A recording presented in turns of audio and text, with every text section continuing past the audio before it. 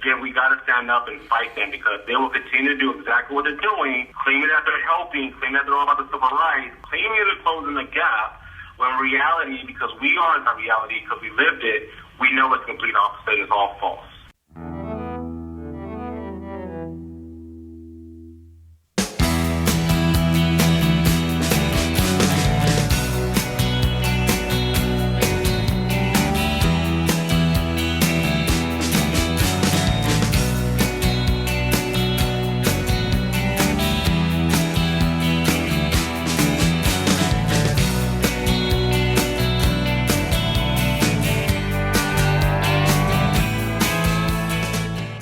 Welcome to the fourth episode of Truth for America.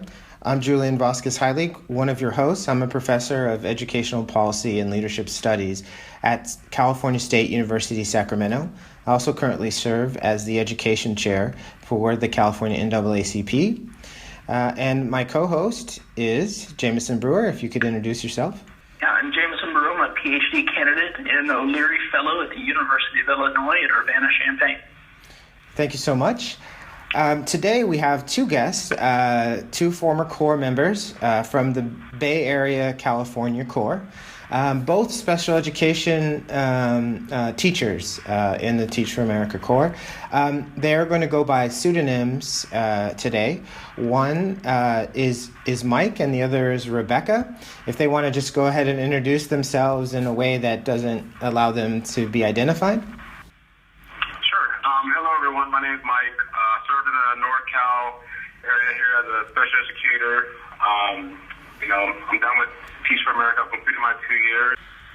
Hi, everyone. This is Rebecca. I was a Corps member in the Bay Area, and I, as well, was teaching special education.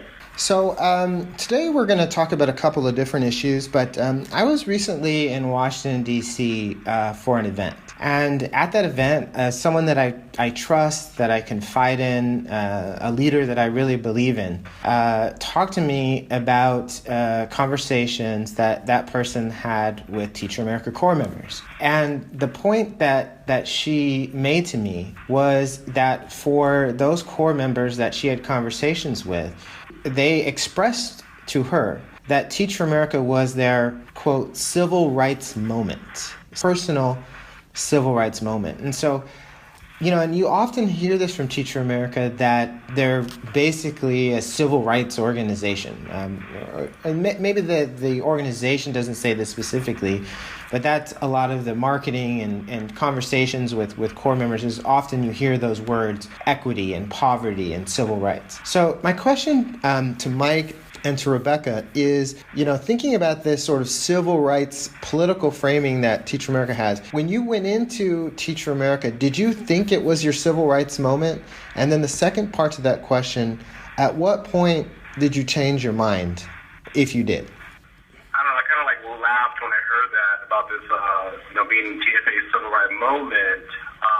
The reason I have to laugh because being that I went through it, it's not what it looks like on the inside. I think Teach for America has multi-millions of dollars to spend on their marketing, and this is actually what drew me to them. So to give a little bit of background on my history with them, I actually interned for them one summer to kind of get an understanding of who exactly they're looking to recruit.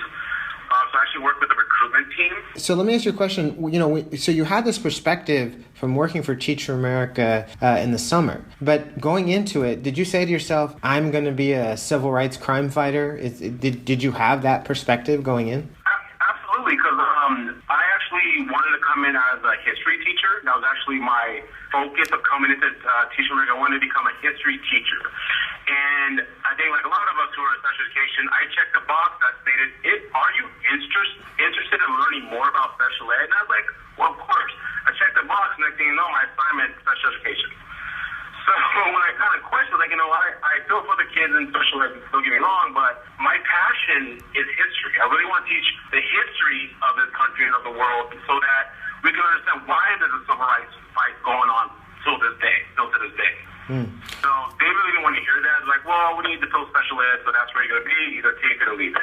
That's kind of what they told me. So let me ask you this question, and we're gonna talk about sort of teach for American special education. It's a really hot topic in California. Los Angeles Unified just decided they were going to hire a couple hundred more special ed TFA. Here in Sacramento, it's the same thing because we have a big shortage in that particular area of folks that are willing to get the proper qualifications. So my question is, so then at what point during your Teach for America experience did you say to yourself, maybe this is not my civil rights moment?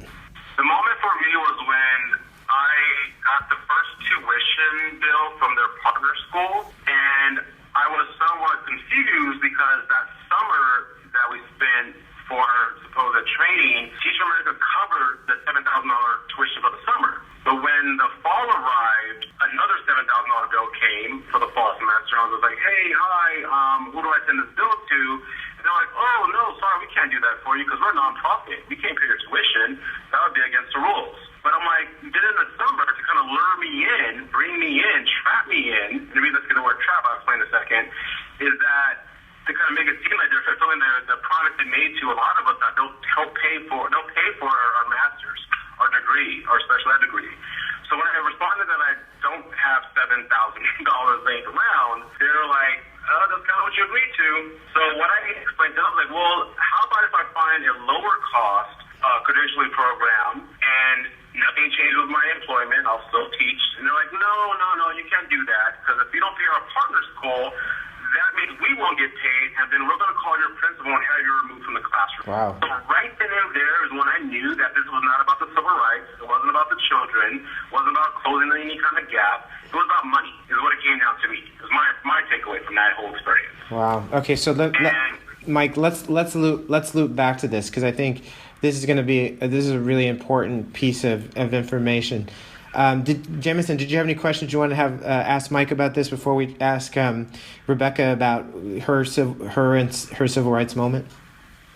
No, let's get Rebecca's take on the question, and I think I'd love to hear from both of you about why you were drawn to TFA for any other reason, but also more specifically about the training or lack of training related to special education that you received from Teach for America. So if we can hear from Rebecca to Julian's first question, that would be great.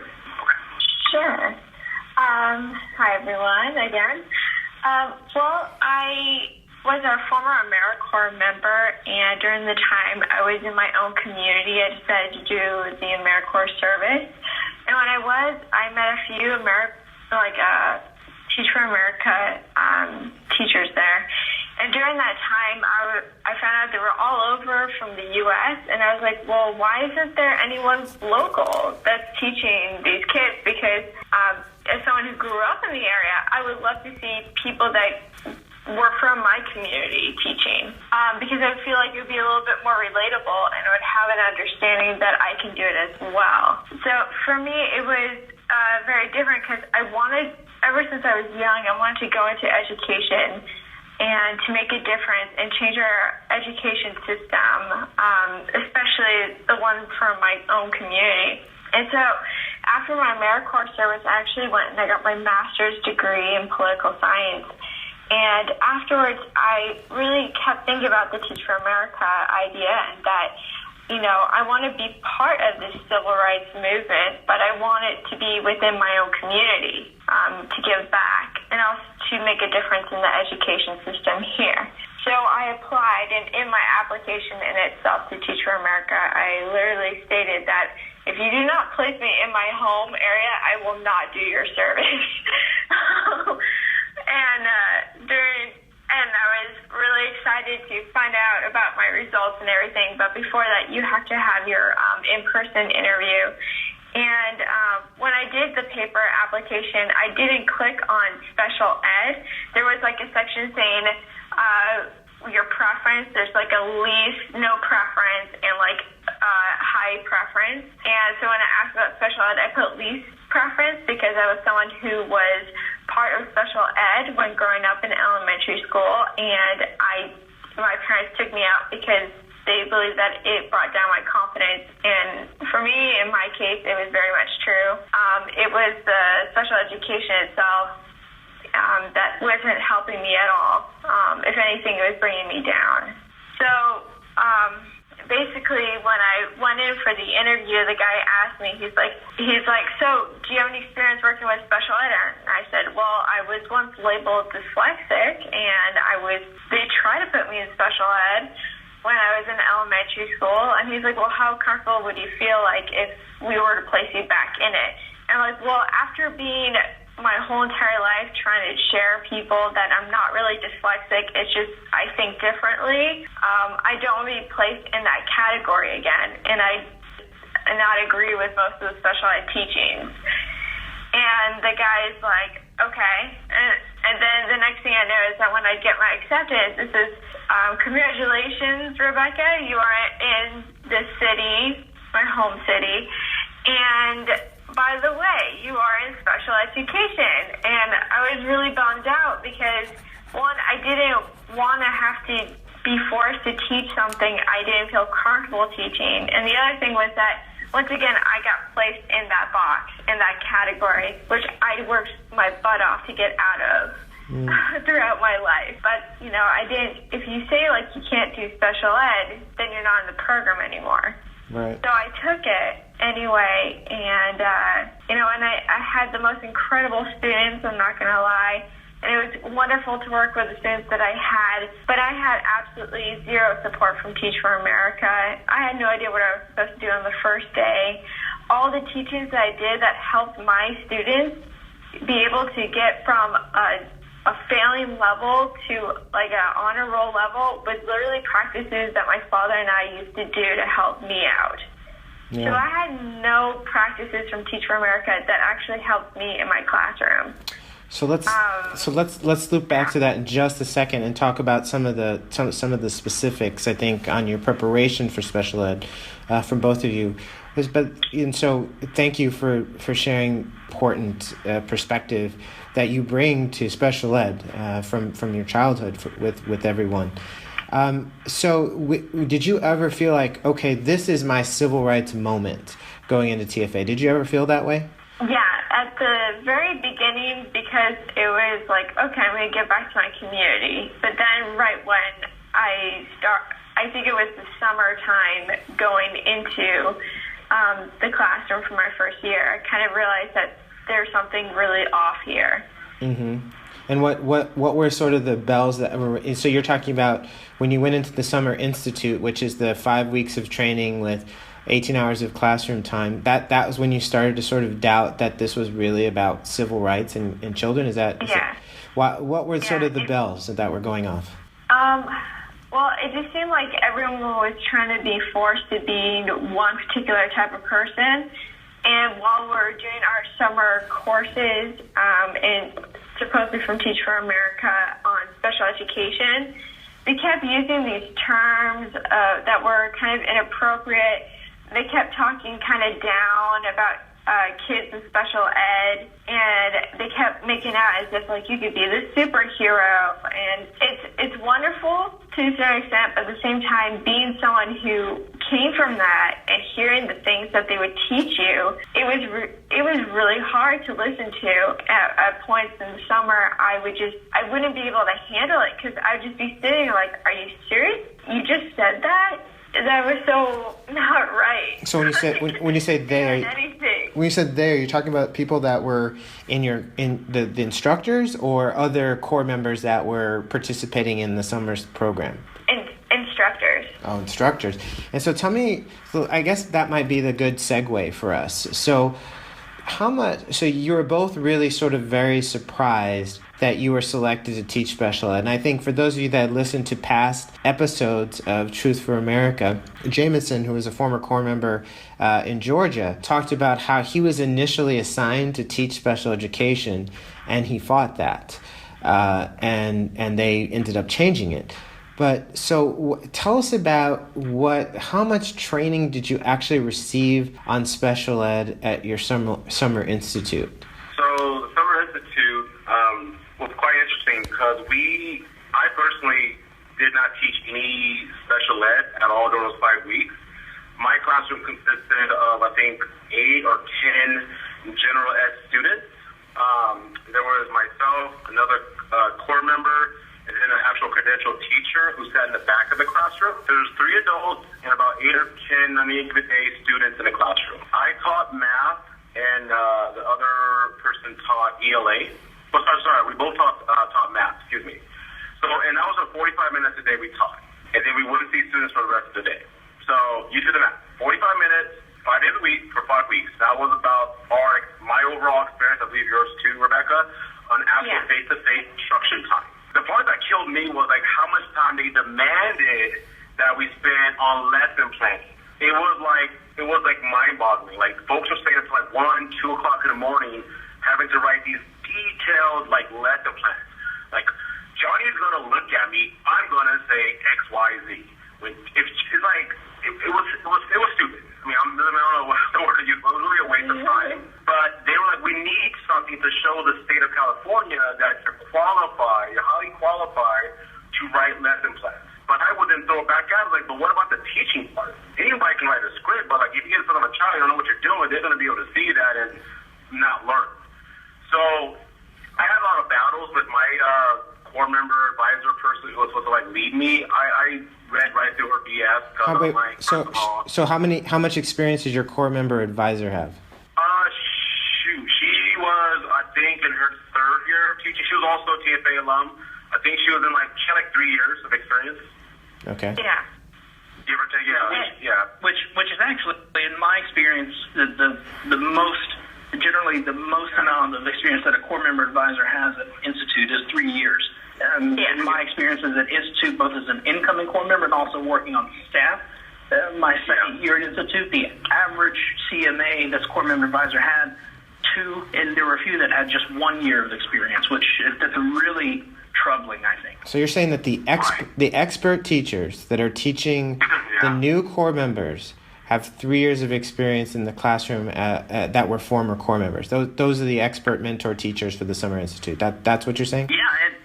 And I think to Mike's point is, Mike talks about these, 15 to 20 page lesson plans that core members have to detail out. Literally scripted, where you're standing in the room, what you're going to say. I think if the mindset is, let's approach teaching as this scripted recipe, I think it reinforces this idea that you don't really need a lot of experience in teaching to teach others how to do it because it's just a technocratic skill.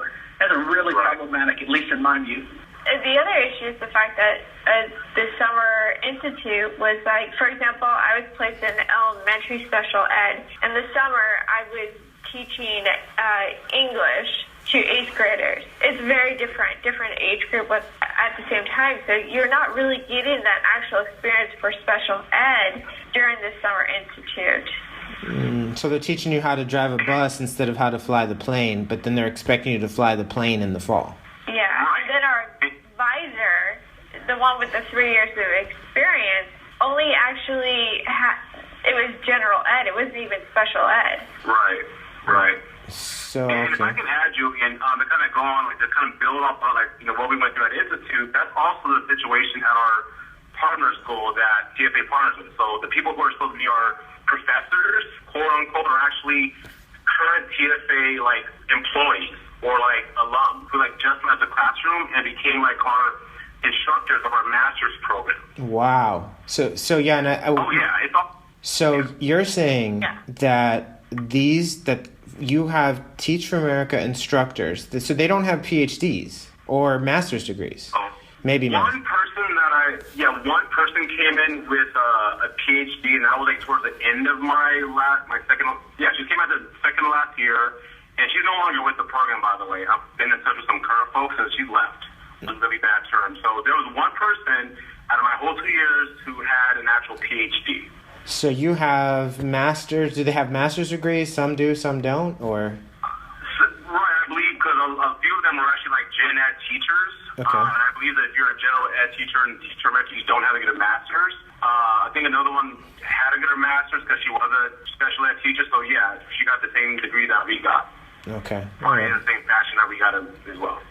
So it sounds like that not only are they sending underqualified folks to the Institute, they're also sending underqualified folks into the master's program. Okay, tell me about your first day. Rebecca, we posted on Cloaking Inequity back on July the 17th, Rebecca's letter to new at Teach for America recruits on Cloaking Inequity. And your blog post, the blog post where you had a film talking about what you would say to new recruits for Teach for America, 12,000 people read that in 2 days. So clearly this is an issue that folks, maybe it went viral at Institute, I mean, who knows, but 12,000 people read this last summer. And one of the things you talked about, then and in this conversation is what your first day looked like, what your first week felt like. Could you both just talk about, so you come out of 5 weeks of training, you have 45 minutes a day where you're teaching math or English, has nothing to do with what you're going to be teaching in the Bay Area in the fall, the special ed classrooms. What was it like those first week, that first day? How did you feel? Just talk about that. Well, overall, I just felt like I had no idea what to do. I mean, it was literally walk in and I'm just like, I don't know what I'm supposed to be doing. I mean, I heard of an IEP. We kind of had a very, very quick lesson on what an IEP is. And suddenly I found out that I need to do a couple IEPs, renewals. We're a little bit behind. And, these are actual legal documents. They're legal documents that sticks with a child their entire education, public education, in whatever state they're in and federally.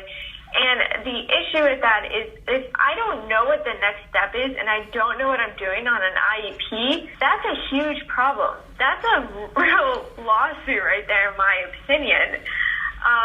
So my first week, I didn't know what I was doing. I had incredible students, once again, and they all were very different. I had teachers that kind of thought that we would just be kind of like the babysitter because I was a resource specialist. So what I would do is to pull them out of class, work on one-on-one or in small groups with children that are on the low to moderate special education. And it was troubling because the teachers were just like, you need to take this kid away. I'm done with them. And I was someone who had absolutely zero experience. And when we went to the training, I remember after the first week of it, being in the classroom, it was our first day of training, I believe, for the fall semester for the partnership of higher education with Teach for America. And when we were sitting there, all of us were talking about all these horror stories. All of us core members in special ed, sharing, I don't know what I'm doing. We all were like, I don't know what I'm doing either. No one's helping us. And we were all looking forward to this first day of class so we can know what to do about these wonderful kids. And that whole entire time we watched YouTube videos and complained. That was it. Watch YouTube videos? What kind of YouTube videos did they have you watch? To be honest, it was something that was completely not... Really? We had a teacher come in and she's like, how's everyone doing? What's going on? And all of us are raising hands what do we do? What should we do? And they don't answer any of the questions. They're we'll get to that later in the year. We're all what? I don't know what I'm doing. Yeah, it was really hard. But some TFA teachers, they sound so confident. When they hit the classroom on day one, they were perfect teachers. But this isn't, what you're telling me is that you were unprepared to do this. And Teach for America didn't do a lot to remedy the fact that you weren't prepared to teach special education teachers. How do you reconcile the core members that say, oh, I was the great teacher from day one versus this experience that you and these folks had in the California core? How do you reconcile that? Yeah, okay. So I'm a little bit older than your average core member. I think who is Teach for America, perfect core member would be someone straight out of college who's never had a job before.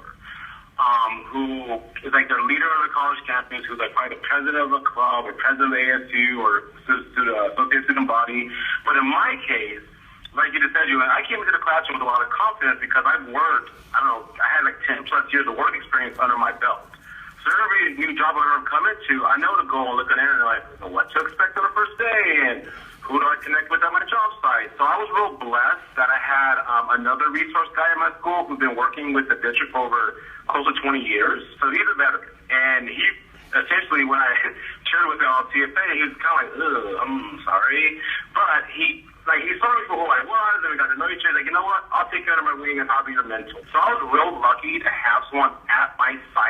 who knew what the job was about and how to do it really, really well and was willing to teach me.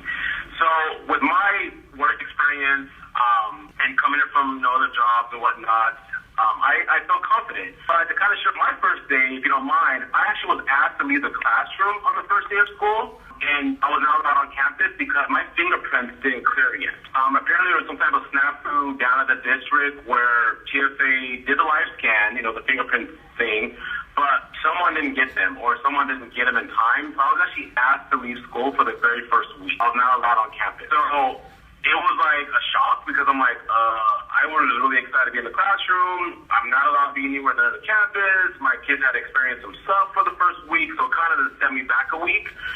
The part that really threw me really sideways was when I called TFA. I was like, hey, so what's going on and how are you guys going to support me financially? The response I got was, why don't you go apply for unemployment? Go apply for TFA told you to apply for unemployment? Yeah, they're like, well, why don't you go get unemployment or food stamps? I was like, excuse me, I haven't even got my first paycheck yet. What are you talking about? I was like, no, TFA, I'm sure has some type of fund set up to where things don't go right with the people. Because I did my part. I got my fingerprints in. I paid my money. There's all about paying them their money. You guys messed up. And what really happened was they were approved. They were just sitting on the wrong person's desk for a week. So it took me going down to the district, the headquarters of the district there, asking for the HR director. I was like, I don't want to deal with you folks. If you don't seem to know what's going on, the HR director, within 5 minutes, was like, sorry, we took care of it. We hear a lot about how Teach for America, really doesn't provide a lot of support for core members once they enter the classroom. But right. It's amazing to me that this organization that touts itself as extremely prestigious and all these other things, they couldn't even help you advocate to get paperwork through that was at some point a failure on the logistics part. And their response to you as this very prestigious organization was, don't worry about teaching, don't worry about your students, go get unemployment. There was no eagerness to get me in the class. I was like, there's got to be a way to get me in the classroom. They're like, no, there's nothing we can do. It's just so call me every day. I called, I emailed, I called. It's like, where are we at with this? Like, well, we haven't heard back yet. I'm like, you don't sound very eager to help me. Like, we're doing the best we can. I'm like, whoa. And they started copying an attitude with me, and I really was showing the high interest. I want to be in the classroom. That's why you brought me in. They were like, whatever. They have a stuff. So yeah, that was another moment of are we really fighting this fight for civil rights? Because you're not showing it right now. Yeah. So that wasn't something I wanted to kind of share with you there, but it's kind of going back to the first day, I just wasn't even allowed to be in the classroom on the first day of school. Now I just want to segue a little bit. It's really disappointing to hear about how very little support and how very little preparation Teach for America gave you to teach special education students, which are some of our nation's most vulnerable students and who have very, very strong protections in the law. It's just really disappointing to hear these stories from you about what's happening actually on the inside. So now I wanted to just segue a little bit. One of the things that Teach for America has done is they've created partnerships with various institutions of higher education, Arizona State, Loyola Marymount, the Relay Graduate School. The list goes on and on. For example, at Arizona State, a donor said that he would give $20 million to the College of Education if they created a partnership with Teach for America. So these institutions have created these partnerships with Teach for America. Now, what you had told me and what Rebecca has talked about in previous blogs on Cloaking Inequity is that this comes with strings attached. So could you tell us a little bit about this sort of strings attached partnerships that Teach for America has created with institutions of higher education? Sure. So it kind of works like a triangle. They always say it's like a triangle. So you have 3 points. One is Teach for America. The other one is the school that you work for and the partner higher education. Now, if you were to leave one of those, you would lose all of it, in a sense that the triangle no longer exists. So you're told that, for example, like Mike brought up, if you wanted to leave the higher education partnership to another higher education partnership that, would probably do better for you. You'd be pulled out of the school that you work at, and as well as out of Teach for America. And if you try to pull out of Teach for America, you will most likely will get rejected from the school partnership and as well as the location of where you're teaching. So when you say do better for you, that sounds like that the higher education partnership, you didn't feel like that partnership was the best for you. Could you talk about why you felt like the particular, and we're not going to name the institution in this conversation, because really what we want to talk about is that problematic issue of the triangle, right? So could you tell us about what was problematic about that institutional partnership? What were the aspects? Sure. So one of the is the cost, which is the huge thing. We had a private partnership, and the private partner is a private university. They wanted to charge us pretty much the same that you would have paid on a private university's campus. So that in itself is a lot of money, especially if you are a first-year teacher with an emergency credential. You aren't going to be making a lot. How much did you make? It's really hard to pay it off. Can I ask how much you made your first year on an emergency credential? Yeah, so I had a master's degree with some education background. So for me, my starting was about $39K for the first year. Okay, and how about you, Mike? If it's okay. Yeah, I think mine was about 35-ish, give or take. Yeah, around that. So it was in the like mid-30s. So then what you're saying is that if the tuition is $7,000 a semester, is that what you told me it was? Yeah. So give or take, it's a little bit more than that. No, it's more than that. Sorry, it's more than that. That was a summer. Alone was $7,000 for 5 weeks. So how much was how much was a semester in this quote unquote partnership? Just like close to 10. 10. So yeah, about 10. So then, how many times do you have to pay that 10,000? 4 times. 4 per year? That's just per year, yeah. So you're. So that's half. So for teaching for 2 years, making, and I'll round up here, $40,000, you're paying half of your entire salary over the course of 2 years to the partner institution. Yeah, and it's actually a little bit more. Yeah. Yeah, that's what they expect, I guess, on the street and then paying them all of our money. But, we have to, I think we're living in the Bay Area, one of the most expensive housing markets in the world. You have to math there. There's not much left to...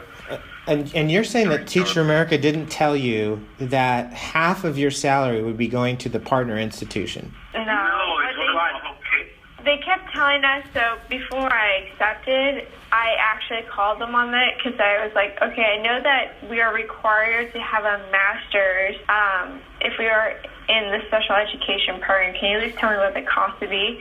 And they're like, yeah, it's about this. But to be honest, don't worry about it. We've always provided for our core members, so they won't have to take out any loans or anything like that. So don't worry about it. So the whole entire time we were told up front that don't tell us the fees, but then they would say, don't worry about it.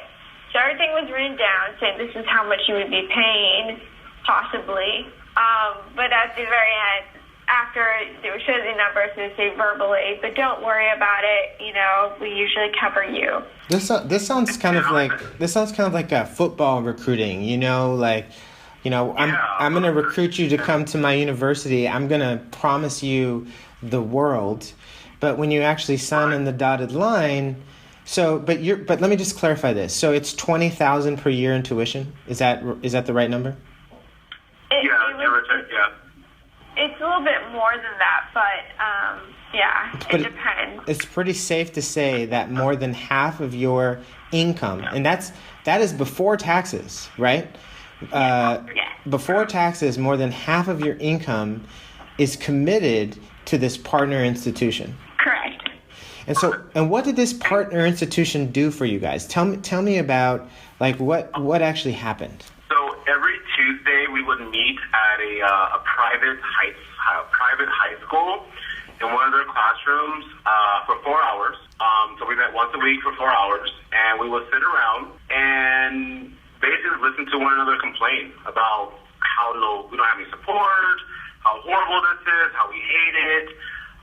Again, there would be a person in the room who's our instructor who didn't know what they were teaching. They'll put a lot of videos and YouTube videos and little handouts and read this and a lot of icebreakers and tell me about your feelings, that's how you're feeling right now, scale of 1 to 10.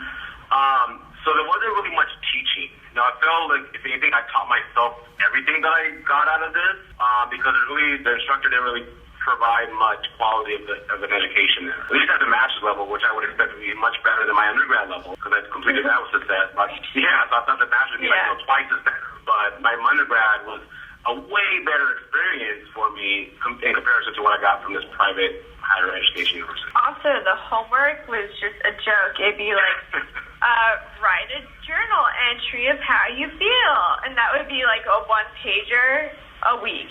That was your entire homework. Entire homework for 3 courses per week. And this courses only meet once a week, and they only lasted for like an hour each. I mean, we had really no homework. And as someone who did a master's degree, it was a complete joke because I worked so hard for my master's. And then for this program, there was like no homework. And if the homework was there, it was something that you could quickly write up before you go to class. And you wouldn't even have to edit it because they'll just give you an A for doing it. So negative conversations and what's effectively a dear diary assignment, you're paying half of your salary for, and that's supposed to be your formal professional development or training. That's surprising to hear.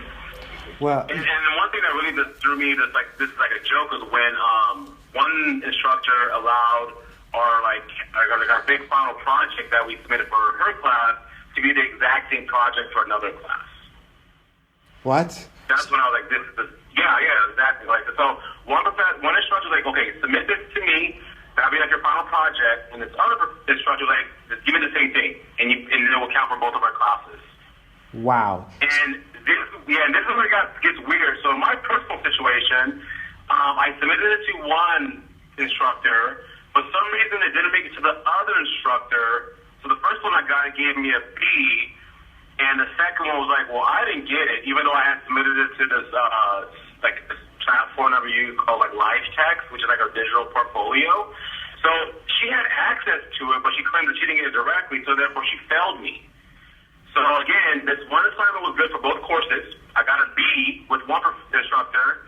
Other person claimed she didn't get it or didn't want to access my Live Text, but failed me. So I actually had to appeal that grade all the way up to the assistant dean of the School of Education to change my grade.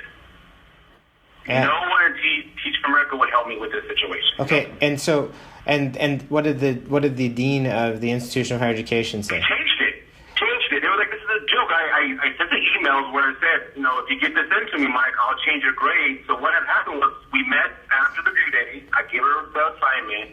She's like, okay, I'm going to go ahead and change your grade.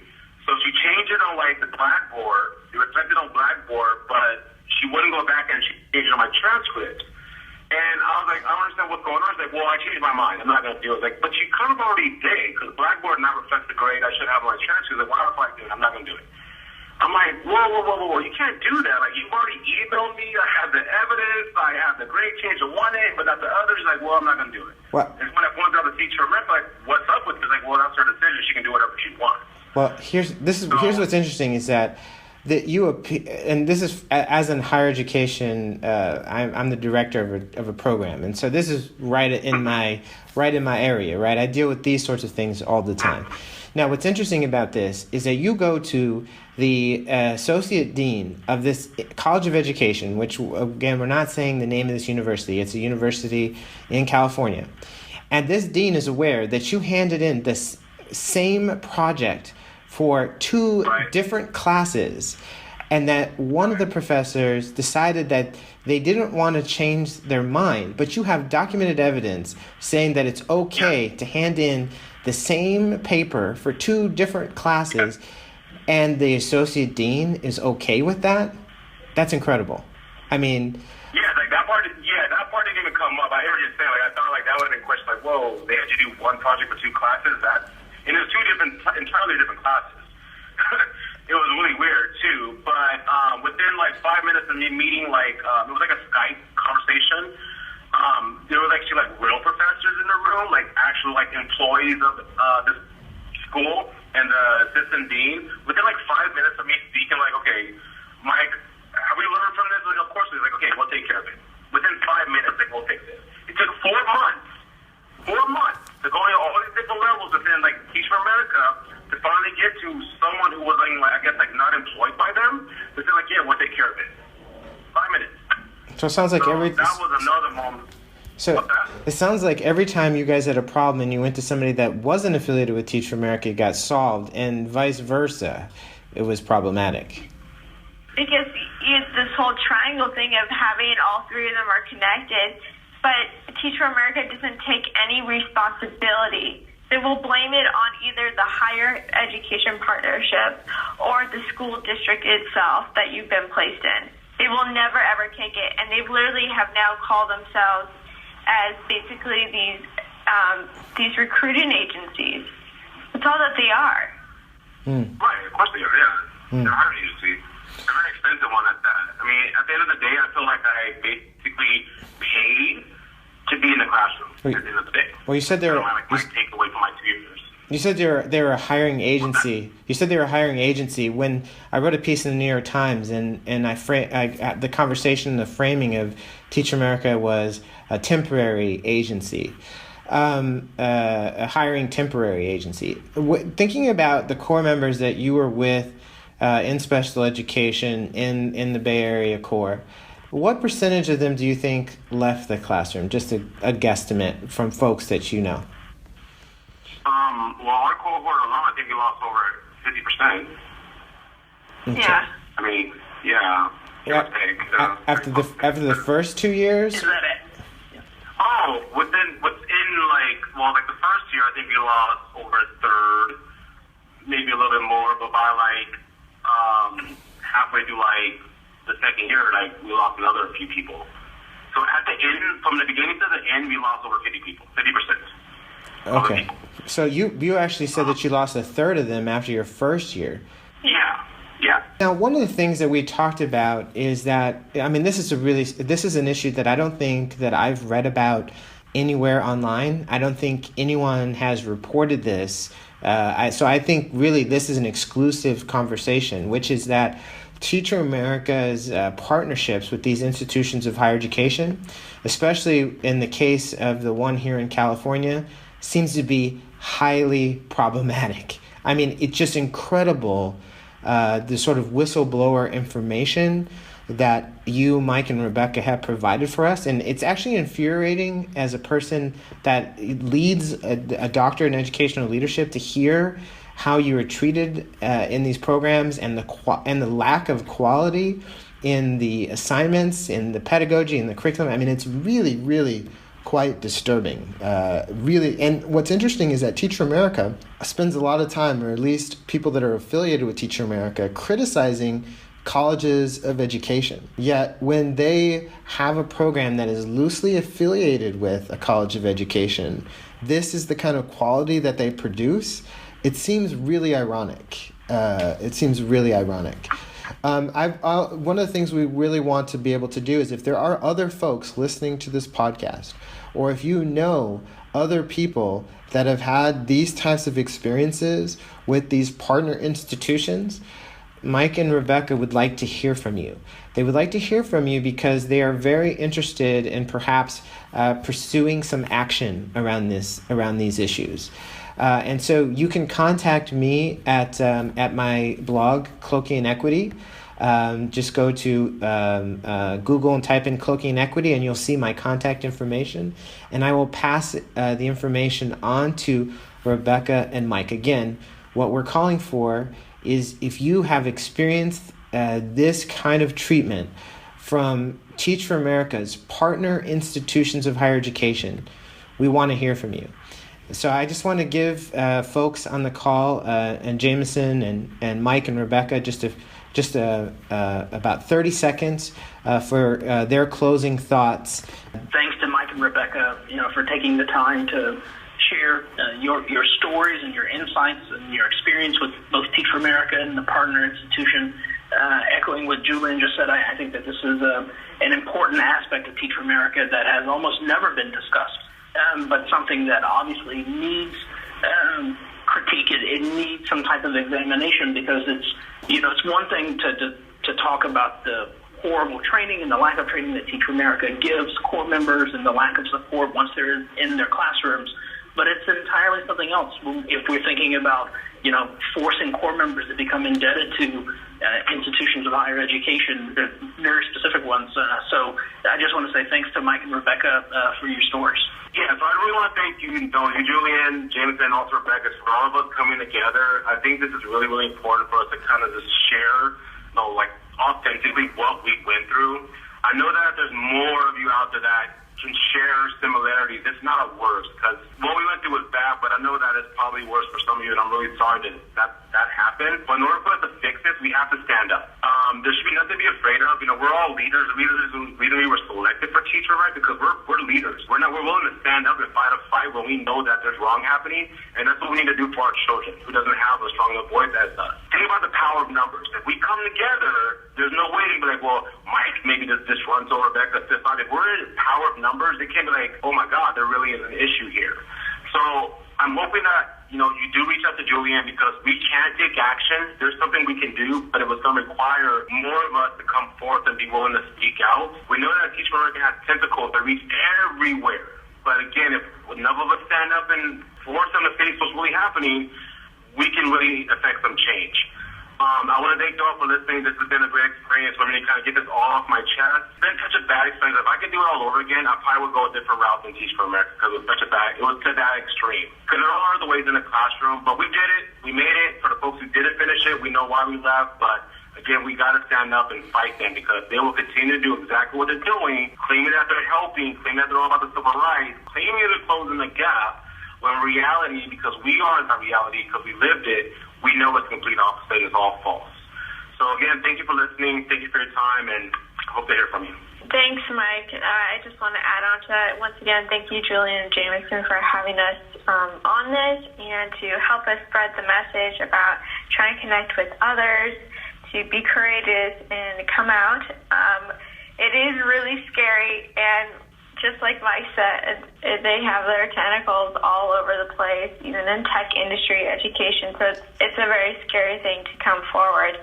However, the greater the numbers, the better we have a chance to fight this and to make a real difference. And honestly, let's be real. The kids, they deserve trained teachers, especially within special ed. That's just a horrible thing to allow people with no experience to go in and teach the kids that need the most help and the most empowering possible. So please come out and join us. You're going to make a huge difference. And, I know it's a really hard step to do, but we are here and we will protect each other in the end.